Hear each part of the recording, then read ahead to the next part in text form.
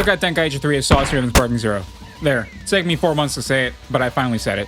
Today I'm going to be listing 15 things that make Dragon Ball Sparking Zero's predecessor just so much saucier. Quick disclaimer, I apologize in advance if I say the word saucy too much. Now we're going to work our way up the sauce meter as we go, and some of these things on their own may not even be that saucy, but combined together just add a lot of flavor to the game. To Budokai Tenkaichi 3, that is. And before we get into the video, like, subscribe, comment, you know I'm going to say all that stuff. Trying to hit 100k by the end of the year, make my dream come true, that'd be great.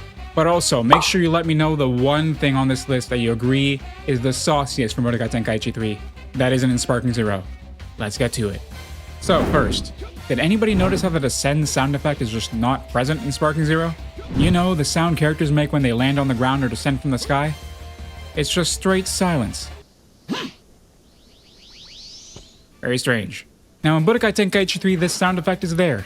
Exactly how it was in the show. Both after a hop and after descending from the sky. Two different sound effects. Now again, this may not be that saucy, but the descend sound effect is actually so satisfying to listen to. And it's just an indication of the incomplete nature of Sparking Zero. This isn't even something we can debate. This is simply just a missing sound effect brought about by negligence from not properly testing the game. Another thing.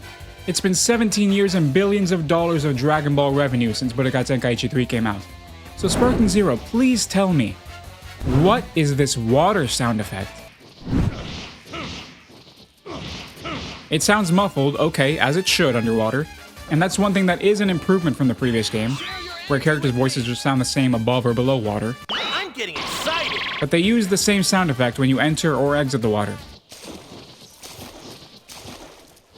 Couldn't afford two different sound effects? Compare these sounds to the ones in Budokai Tenkaichi 3.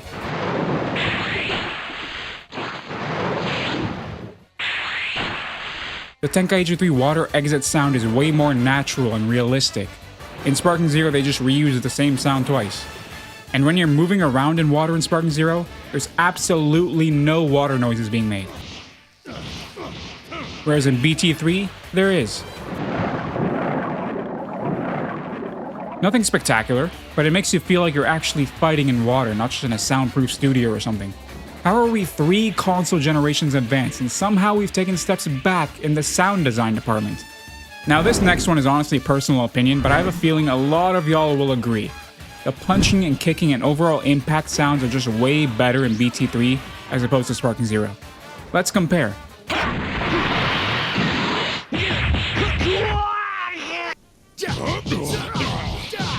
It actually feels like there's some oomph in your hits in the last game. In this one it just feels a little lackluster, though not horrible, again, just my opinion. Now if any of you have watched basically any of my Sparking Zero gameplay videos, you would see me heavily rely on this 3-string backshot combo that does well over a bar of damage with certain characters. It's just the easiest and most reliable way to do a lot of damage with few defensive options for the opponent, without me having to spend hours and hours in the lab learning overly complex combos that prove I'm a virgin. But honestly, I hate this combo. It's so lazy and does way too much damage for what it is, and in Budokai Tenkaichi 3 it's limited to just 2 times that you can do it. Then the opponent gets sent flying, which is how it should be I feel, and doesn't do too much damage. It encourages other ways to fight, and I'm not constantly horny for trying to spin the opponent around so I could hit it from the back. It just encourages saucier gameplay in general. Because this is not saucy. At least not when you see it 1,000 times. Now this next one doesn't really have to do with sauce, just balance. Why is key sickness not in this game? But Marty, what's key sickness, you may ask? What a wonderful question, I say. I'll explain and you'll go, wow, that sounds like a really great feature they should implement in Sparking Zero. Well, when a character uses their max power skill, or Insta-Spark as we call it in the community, when they run out of sparking mode, they then charge agonizingly slowly until they touch max ki again. Wow, that sounds like a really great feature they should implement in Sparking. I know! The fact that they remove this, when many of the characters who have Insta-Sparks are already overpowered without it, is baffling to me. It's such a simple but great nerf to the skill that would have you think twice before using it. And let me tell you, people who do nothing but wait for their Insta-Spark in a match are the least saucy of all. Next, I got a quick question straight to the developers of Sparking Zero.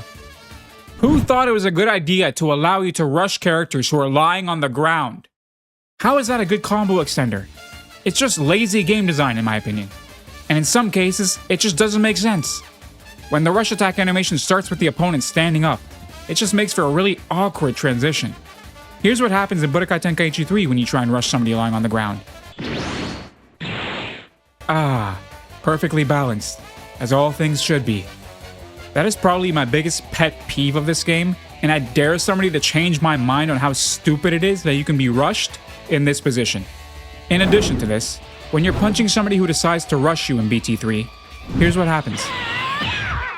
Ah, perfectly balanced, as all things should be. That's right, they keep getting hit. Makes logical sense, right? Here's what happens in Sparking Zero when you try and punch somebody who's rushing you. What the fuck? I was literally hitting you. How did this happen? How can somebody who's being punched attack me? So dumb.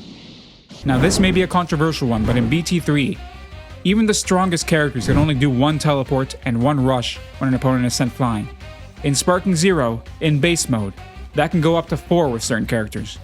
Increasing the instances of these banish matches, which I'll admit are saucy, but again, not when you see it 1,000 times in a match.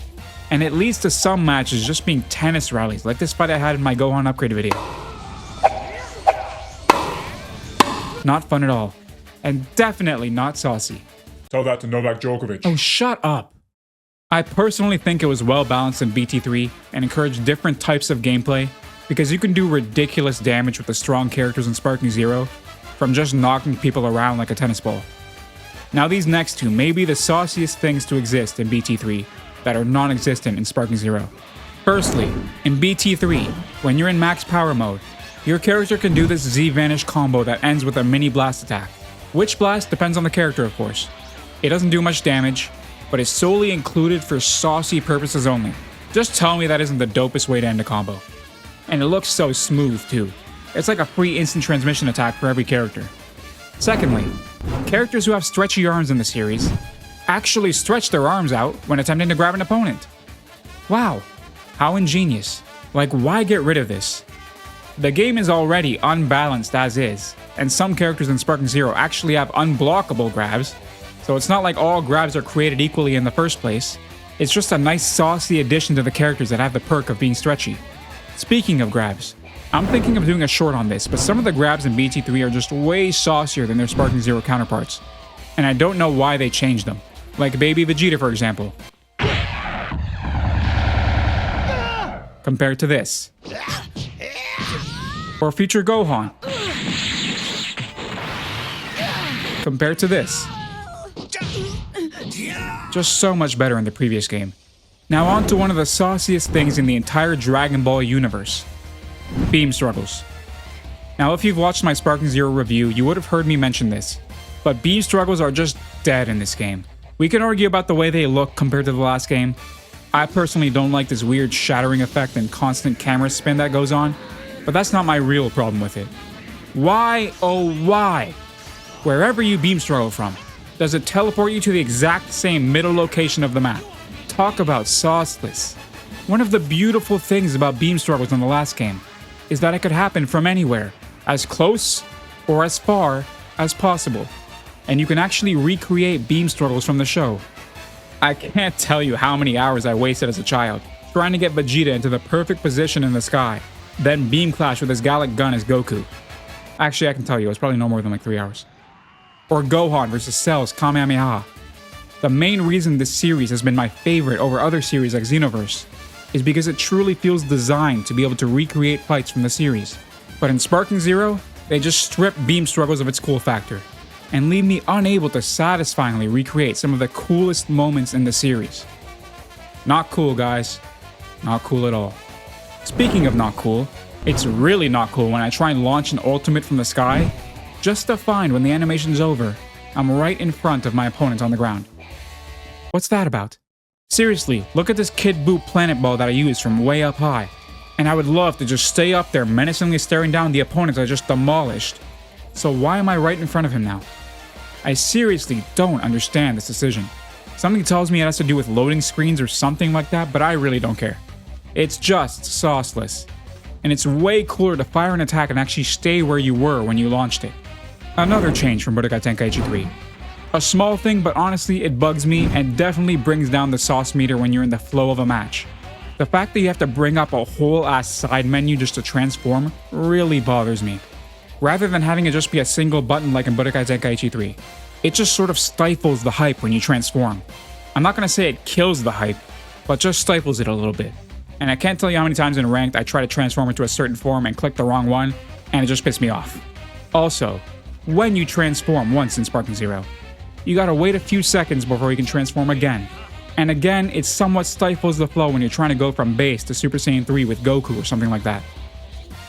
And no such delay exists in BT3, at least not nearly as long. Okay, let's go! And lastly, this one is very subtle, but in Sparking Zero, only when your character is in full power do they have any aura, except for certain characters with permanent aura like MUI or Full Power Jiren. But in BT3, your character has this aura around them that grows the more ki your character has. So if they have no ki, they have no aura. But if they have max ki, they have a lot of aura. And aura is one of the biggest things that make Dragon Ball so dope, and the fact that it adjusts itself based on how much ki you have is so saucy. And I'm sorry, but this Sparking Mode aura design in Sparking Zero just does not do it for me at all.